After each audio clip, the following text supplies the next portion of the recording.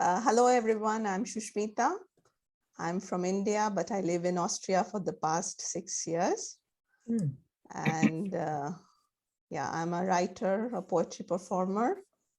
I have a magazine of my own, which was born thanks to COVID.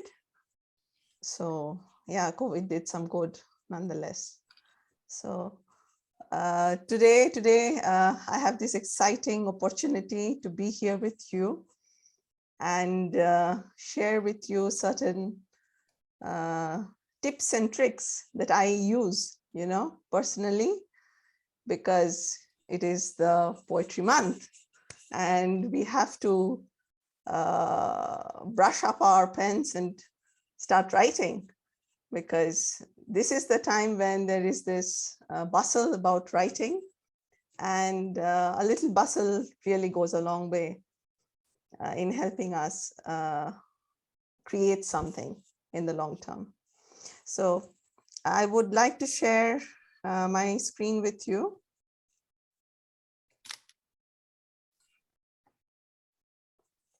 Just a second. Okay, yep, here it is.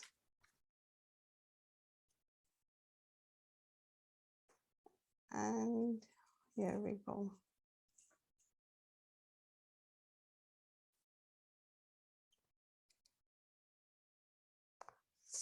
Okay, so the theme for my presentation is riding through the chasm. Now, what is the chasm? We'll come to that soon. But before we go, what we are supposed to do, we are supposed to write a poem a day for the month of April. It is very, very ironical that Eliot wrote that April is the cruelest month. For so it is, because at the end of the month, I often find that I have no more words left in my bag to express myself. And I bring to you certain quirks about this thing called the writer's block. Now, people say that the writer's block is the proverbial giant, the monster in the closet. But I say it's just a block on the table, waiting to be removed, and for us to start writing. Now, what is it about the writer's block that makes it very oppressive? The fact that we have kind of articulated it in a very heavy manner, in a way that it gravitates towards the ground instead of helping us levitate up. That is the essence of the expression that binds us, that holds us, and that does not allow us to write freely. I also feel that this is a Sisyphean complex in some format. Now, Sisyphus used to roll this rock up the hill and down it went, and then up the hill and down it went. For us writers, when we put words on the paper, we feel that it is not good enough. We feel that this is not the right thing that I want to write. And that, I believe, is the Sisyphean complex. No matter how many drafts we make, we cannot really make ourselves believe that these drafts are good enough to move on to the next stage of the second, the third, the fourth, the 10th, the 100th draft, and then the final piece that we can send out to the world to share with friends, with colleagues in the writing community. Now, what do you do when we have this proverbial monster in the closet, creeping behind us in the month of April, when many of us want to participate in this exquisite challenge of writing a poem a day? For the first year that I tried to write a poem a day in the month of April, I wrote amazing short poems for the first 5 days. becoming haikus on the next 5 days, becoming one sentence poems in the next 5 days, and then I couldn't finish. So I keep trying each year to come back to this project, because this is one project that pushes me to write every day. Instead of counting the number of words we are writing, instead of counting the number of lines we are writing, instead of counting number of stanzas, number of prose paragraphs we are writing in prose poems, it is time for us to do only one thing at a time. And that is to write, to write, to write, and to write. Now, for today, if it is okay with everyone, if everybody agrees, then we can try to do a free writing exercise all together for the next 5 minutes. We'll time it to 5 minutes. What is this free writing exercise? It's something that you just do, allow yourself to write. But if you think that you cannot write anything at this point in time, just write the word lollipop, lollipop, lollipop, lollipop, lollipop, lollipop, lollipop. And that's it. Are we ready for it? If you're ready, then we can have a hands up or, you know, a wave or something. Are we up for it? Yeah. Okay, great. So it is 6:07 right now in my clock. So we take, say, 10 minutes, we gift ourselves, and we do a free writing thing. Do not put your pen or your hands up from your keyboard or your pen from your paper, because this is the time when you will not edit yourself at any point in time. Forget about the grammar, forget about the structure, forget about the thematic continuity. Simply write for the next 10 minutes. Is that okay? Super. Okay, cool. So we start writing now and see you in 10 minutes time. Have we written something? A lollipop? Super, great. I would just like to take this opportunity to ask all of these wonderful people out here, what did you think at the beginning of the free writing, and where are you at the end of it? Maybe one or two of you could share your experiences right now.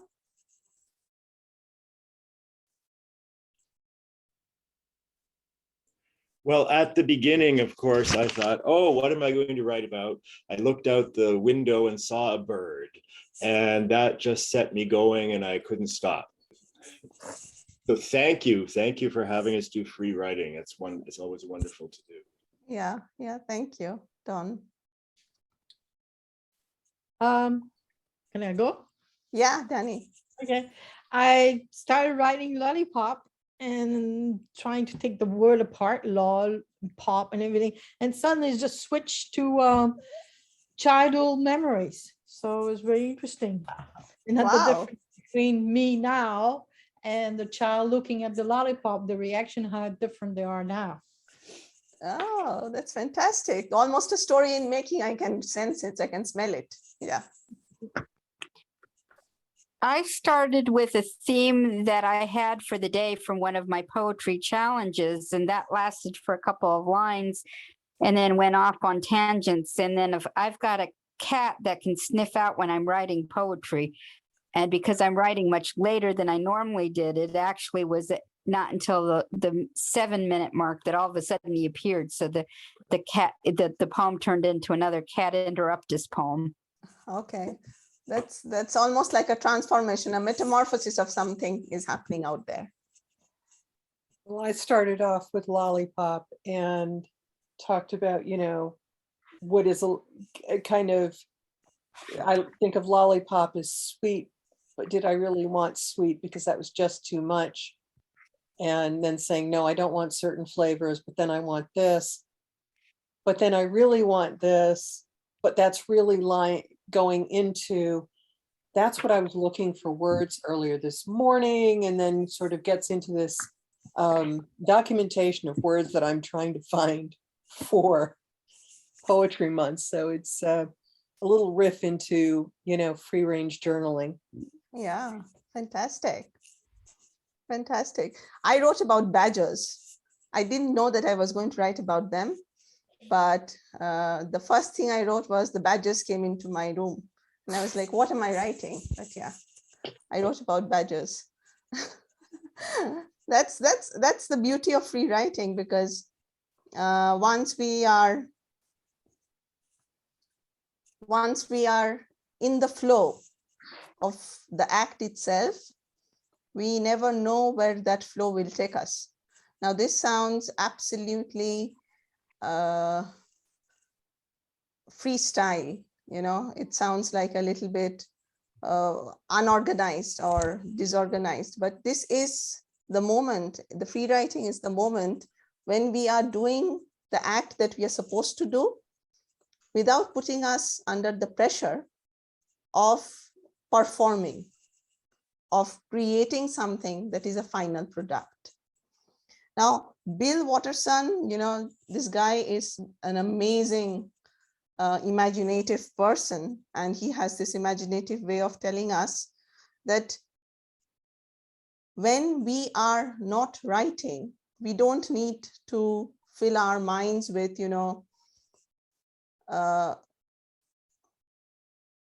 stuff that will not help us grow as a writer. We need to expand ourselves in ways that will help us expand as a writer. Now, the bitter pill is that the process of creating and having fun with the process of creating is a pretty difficult thing. Sometimes it happens so that when we are creating, it becomes a painful exercise, because sometimes it brings about the memory of some past experiences, some past individuals, some past incidents, which are not essentially very pleasant, but it also is a very physical thing. It's a very bodily thing. When we are writing for long hours in our own home office, then our backs are strained, and we feel this strain in our neck and in our shoulders, this tautness, and we feel that this is not a very comfortable act or action that I would like to engage in. Now, these are the 5 techniques that I feel helps me grow as a writer. And so today I share them with you. The first we already did. Now, free writing. We'll come to each of them in detail later on. But for starters, just let's have a view through the entire panel. Free writing, use prompts, which many of us already do. Broaden the horizon. I love this image of this man standing on a pile of books, nothing else but books, to look over the wall. And that is the ultimate essence of looking beyond the wall. The next one is tapping into the subconscious, but the subconscious is like an iceberg. The greater part of it is not known to us, and we just have a sense, have a feeling of the top floating portion. And the final section that we'll discuss is to remember to breathe. Now, what does actually free writing do to us? As we were discussing right now, that we start from one point in the writing world, and then we gradually move on into the depths of it, or take a tangent from it, and then create something absolutely new. This is the process of associative writing. We create by association. Lollipop, childhood, childhood, sweet memories, not so sweet memories, bullying, challenges of growing up, a cat coming in, a sensation of warmth coming in, a sensation of belonging coming in. All these are associative elements that build from one block to the other. They are like, chains that, the kids make in the kindergarten with paper. They are these locked chains. So one is locked with the other, but we don't know that consciously. What free writing does for us is it flexes this particular muscle of associative writing. It is also something that we do without expecting anything. We don't expect that after a free writing session, we will have a finished poem or a finished flash piece. What we will have will be possibly ideas, many ideas from which we will pick or kill our darlings and pick them up and proceed to grow them, to nurture them in other atmospheres. Now, this is also a very, very of distracting the mind. It's a way of telling the mind that, you don't have to care about anything. You don't have to care about creating something. You just have to write. How difficult could that be when you are a literate person? So this is like bending your mind's expectations into doing something that you presume you will not be doing, which is the act of writing itself. Using prompts. Now, today, I'll share an anecdote with you guys today. Today was the day that my magazine's issue, one of the issues got published. And I act basically in the last minute panic mode. I finish up everything in the night before, and then I keep away checking and rechecking, checking and rechecking if I have made flaws anywhere. Now, using prompts in writing or using prompts in the creative publication process is like a tool that helps you engage with this machinery of the body and the mind and tells your body and the mind that you just have to keep rolling and rolling and rolling and rolling, and then it will definitely function to the T. When we use prompts, we often restrict ourselves to quotations from books, to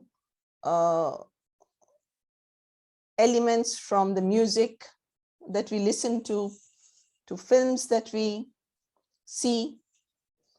But the truth is that life provides us with the raw material for writing. What we live is as much true for us as a writer as what we don't live. It is not a matter of whether you know it the best or you don't know it the best. You can always research. But everything is raw material, starting from the toothbrush you take up in the morning to brush your teeth. That is the act, the first act that opens up your entire day.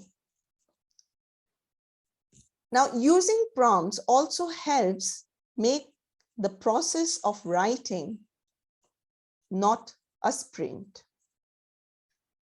What happens when we engage with a long-term project, like writing a poem a day for the month of April, we often believe that we have it all in here, in the head. We have assembled everything, we have soaked in everything, and it's already ready out here. But the truth is that if we have the tools of jotting them down, what we have in our mind, the elements that could become a final written piece, that is going to make the process of writing a journey that you walk through.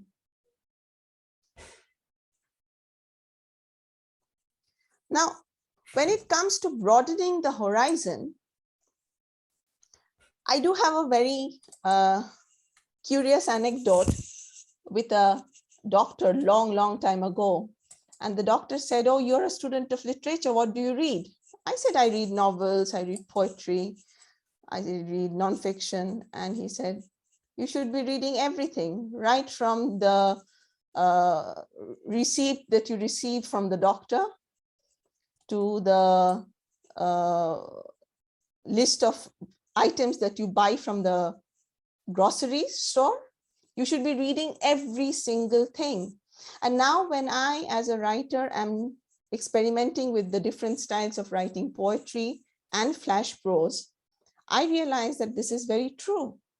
I could be able to intersperse these elements, which are absolutely seems to be very distant from our reality of writing, and create a maybe anecdotal poem where I'm creating a prose piece with a recipe, where the recipe is very significant because, for example, the recipe can have nuts, which a child can intake, and then that character in the story can have a nut allergy and a shock.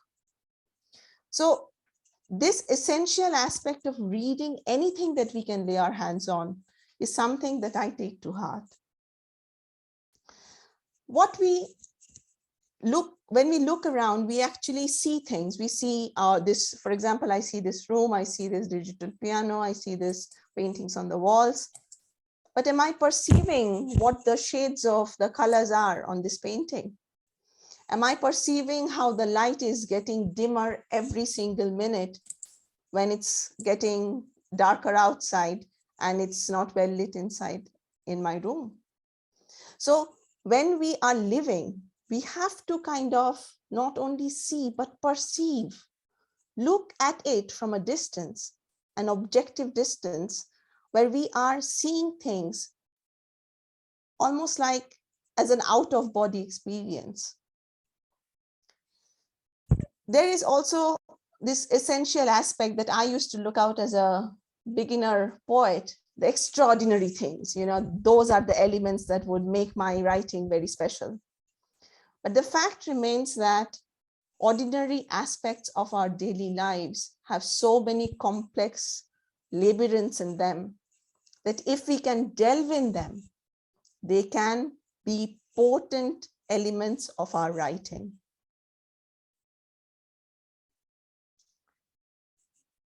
Tapping into the subconscious. Now, dream journaling, these are aspects that many writers before, the great writers before us have already mentioned before. Now, the fact is that it is very difficult to do this consistently, but that is the key, to keep writing consistently dreams that you remember once you have woken up. To journal your day, no matter how mundane it is, because one day you can flip your journal book and you'll see that you were at that cafe shop drinking coffee from a cup that had a peacock painting on it, and that could be the starting point of your story. That could be the starting point of your poem. And listening to your thoughts. Now, this is also like, having an objective distancing of sorts, so that you stand back and listen what you're thinking. Right now, I'm thinking, oh my God, I have to give this presentation. I don't know how it's going to go. But to be able to think and to see ourselves thinking, these are two different things. So listening to your thoughts as they happen, not stopping them, not judging them, could be a very, very powerful way of tapping into the subconscious. This, I believe, is the most important thing. To remember to breathe. When we have deadlines for a long-term project, or when we have put ourselves to the challenge of writing a poem a day, the day is nearing towards the end, and I have not written that poem that I'm supposed to write on April 1st, take a break. Inhale and exhale, and keep repeating. This is also essential because the body is at tandem with our mind. So if your body is not there at that moment, at that writing table, or at that kitchen table, with your pen and paper, or with your laptop, or with your mobile phone, sometimes in the notes sections we scribble, then the mind is not going to function well. So first of all, we have to calm down the body, because the moment the body starts getting stressed, we feel the knots in our knuckles. And then the words won't simply flow. This final thing is very, very significant because our mind is like a child. It plays with words. When we say there is a first draft, we think that we are at the starting line of something. But the moment we say that there is a zero draft, we think that we have not started yet, so there's no pressure on us. We can keep working until we get to number 1. Now, remembering this aspect of creation being a process and not simply an end-oriented approach, containing it only in an end-oriented approach, could possibly help us create more and more writings. I would like to wish you that each of us succeeds in creating drafts, zero drafts of poems this month of April. Thank you.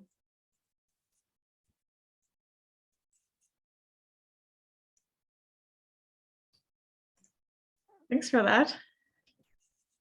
Thank you, Marianne. Really helpful, really great. Amazing opportunity. Thank you. Yeah, and I do encourage you all to check out her magazine, The Pine Cone Review. I'll put that in the chat as well. And then, since you're all writers, you can also submit there. They have open calls from time to time. Actually, can you just tell us briefly about your magazine? Yes, of course, I would love to. Submission advice, anything? Yeah, submission advice is only that we accept, we have, I don't know why I did this, but I thought 600 words is what I would like to read. So we have this cap of 600 words for each submission. And we already have an open call for our June 2nd issue, which is an unthemed issue.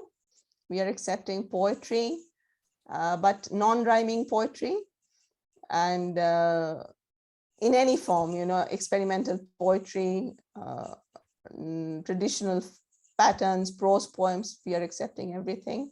We are also accepting flash fiction, flash creative nonfiction, and of course, visual art as well. Great. So it's the, just put it in the chat here.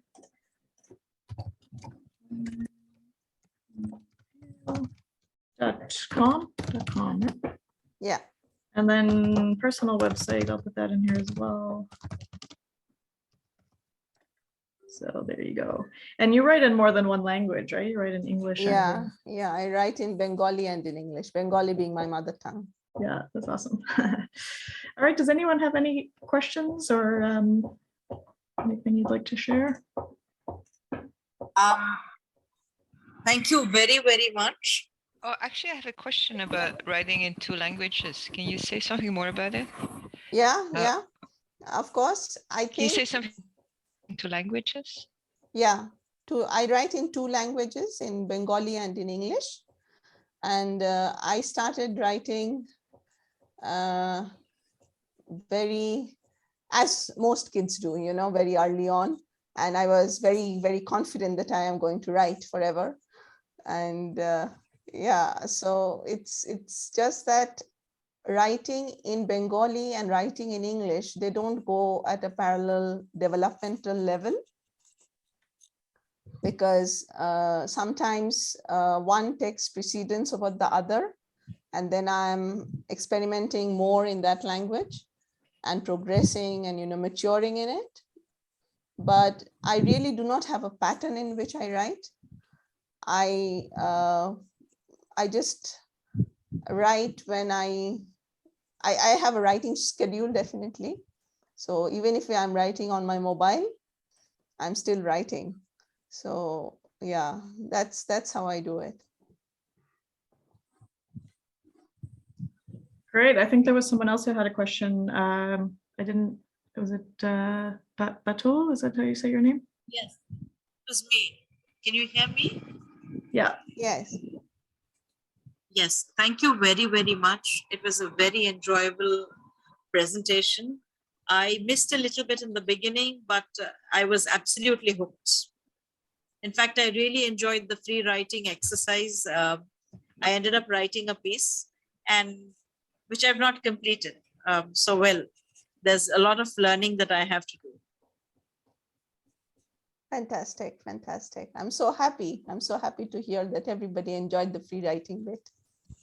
There was one more thing. You said there was something called aspects. I mean, before, when you pointed to the zero draft. Yeah, yeah. We were looking at the end goal, that is, you know, having the final draft, and you said aspects. So I missed out that, you know. I don't do you remember remember? about the aspects, but the thing is that with the zero draft string is that there are no aspiration. When we start writing with the first draft, we think that, okay, we have begun the race and now we have to keep performing one after the other. But when we tell ourselves it's draft number 0, we are saying, okay, we haven't begun the race, so we can take it easy and we can still experiment, and, you know, we can still see where we are going. Yes. Thank you. Thank you. Thank you. Thank you, Batul.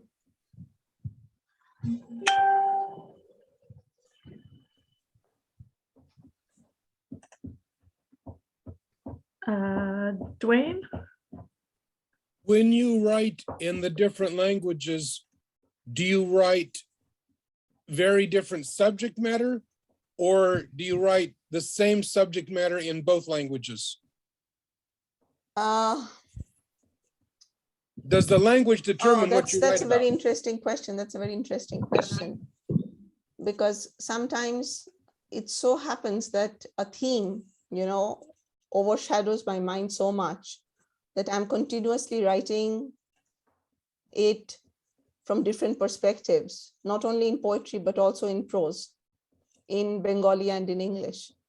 But at other points in time, you know, I often write very dissociated pieces simultaneously in the two languages. So as I said, I really don't have a pattern. I'm a very patternless person. So that's how it is.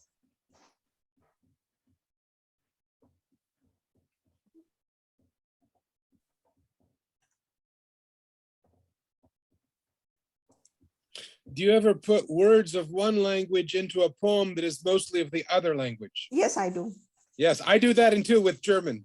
I don't speak German well, but it's my ancestral language, and so I put them in there. Yeah. Yeah, I do too. I have I studied, like I can read and kind of write a little bit in German, but I don't speak the German that well. But certain words, you know, they ring so beautifully. Yes. You know, it just captures your imagination and you have to put it in. And I think that is the beauty of writing in contemporary times, that we don't really need to translate the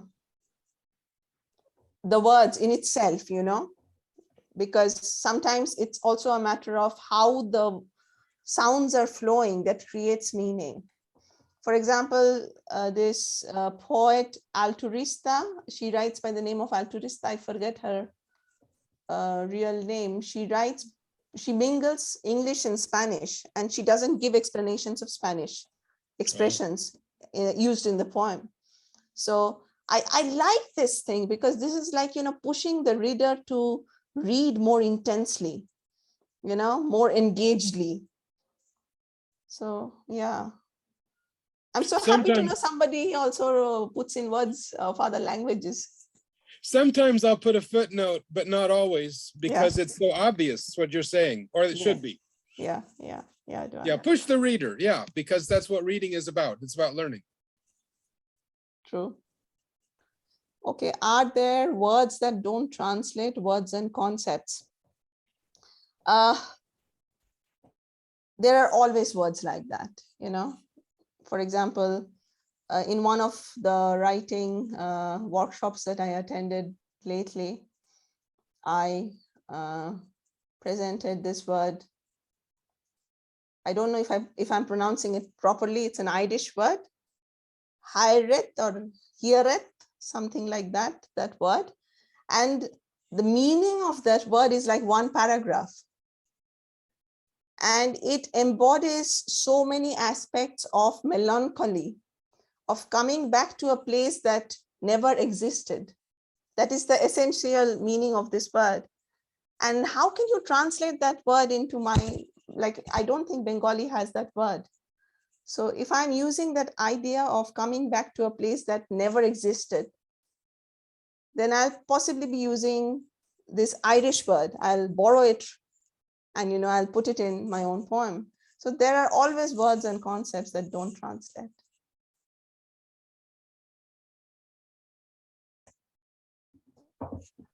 Okay, I need to Google the spelling. I think I know that, but he right. Sorry, my mistake. It's H-I-R-A-E-T-H. Right. Yes, thank you, Ramona. Thank you, Batul. Yeah, thank you, Marion. Right. Welsh, yes. I mix up. Like my language, I mix up which language it's coming from.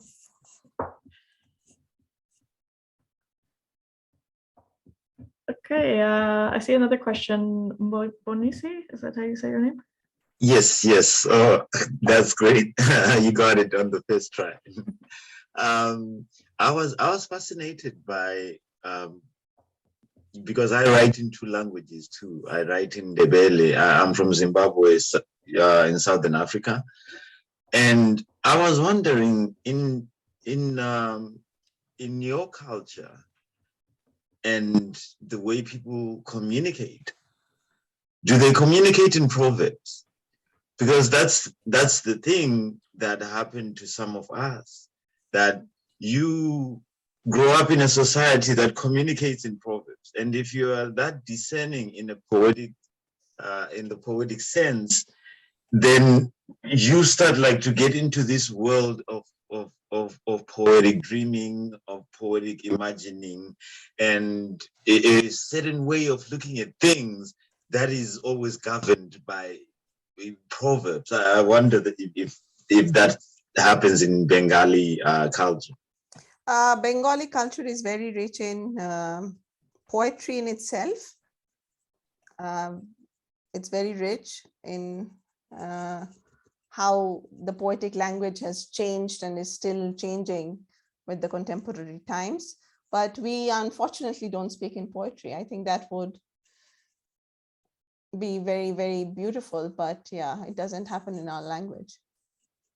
It doesn't happen, but it has got a very sweetness about it because it has got less hard consonant sounds and more soft sounds. So there is a less of, harsh strokes or, consonants like that, D, K, T, those are very few. So there's a flow in it. There's definitely a flow in it. I'm partial to my mother language. Yeah. Thank you. Thank you, Vanessa. So there's a couple more questions in the chat. Shu says, I use whatever language words flow with the writing, whether home language or the languages we learned in school. Other writers protest that readers won't understand. I'm happy to hear your opinion that reader effort is reader engagement. So it's more of a comment, I suppose. And then Carol says, was it, sorry if I don't say this right, was it Alurista? Alurista, yes, it's Alurista, yes. I'm sorry, I messaged Daniela as a direct. I'm sorry, yes, it is, it is. Yeah, okay, let's see, I think I saw a hand up somewhere. Sorry, I have to like scroll through all the videos to see you all. Was there someone else? If I may. Yes, go ahead. To your question about writing in proverbs. And I was raised in Alaska with all of the native terminology, imagery, legends. I also have a Western cultural background in religion, which has expanded to world religions and studied world religions. And then the family line is East Coast, United States from Europe. So all of those have legends and proverbs to draw from. And I think it's up to I think that the reader is strong enough and intelligent enough to handle our writing. And it's up to us to write from our authenticity, and then they'll resonate to that and take it where they will. I really would appreciate what Roxana just put in out there, because we have to write from our authentic self, but that authentic self is not about, what we know, but also the possibilities that we can become. So that openness is something that, helps us create. But I absolutely agree with Roxanne with the fact that, when you write from your roots, you bring to the readers something that is absolutely new, a perspective that, for example, I have had the very good privilege of, meeting virtually some very young poets from Nigeria, thanks to my magazine. And these poets speak in a language that I don't speak in.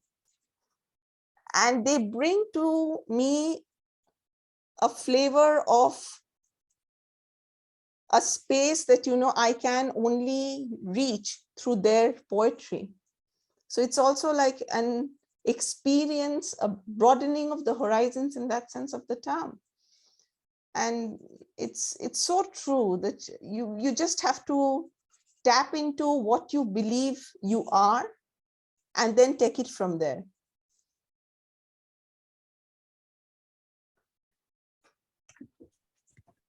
Okay, this is a really great conversation. I think we'll just take one last question from the chat, and then we'll have a short break before the next workshop. So Isabella says, is there advice how to continue with 0 drafts as a first step? Often they appear finished. Yes, often when I write my first draft, I'm very happy with them, because I feel that this is the thing that, I can send out and, I'll immediately get acceptances. But the best possible thing that we can gift ourselves with is time. Keep your drafts away from yourselves for a couple of weeks and then come back to them. Edit, keep them away for another couple of weeks, come back to them. When you are pretty much satisfied that there is not one single word in it that can be struck off, you are already there.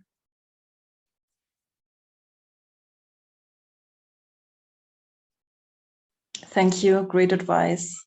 Thank you, Isabella. Great. Well, thank you for that wonderful presentation, and thanks everyone for the conversation.